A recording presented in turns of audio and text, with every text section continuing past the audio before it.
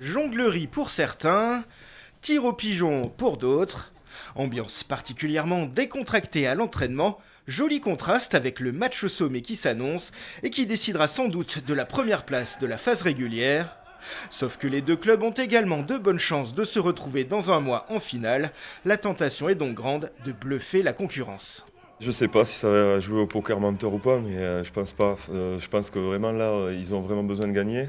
Et que nous, voilà, si on gagne, ben, on se facilite quand même, on se met dans du confort. Donc non, je pense que ça va pas trop se regarder. Ça va plutôt être un match qui va partir vite, je pense. Il n'empêche que le staff bréviste a quand même choisi de ménager ses cadres en alignant une équipe très remaniée. De quoi surprendre Oyonnax, pas sûr, tant les deux équipes se connaissent par cœur. Elles vont se jouer pour la 6e fois en 2 saisons. À l'aller, le CAB l'avait emporté d'un petit point, alors pour la découverte, on repassera.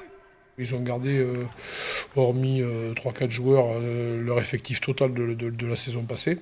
Donc voilà, c'est une équipe qu'on connaît bien, c'est une équipe joueuse qui est tournée vers l'offensif avec Botica qui avait été élu l'année dernière le meilleur joueur du top 14. De quoi enflammer la pelouse synthétique du stade Charles Maton. Les deux meilleures attaques du championnat ont 80 minutes pour prendre un ascendant psychologique qui pourrait compter dans un futur proche, très proche.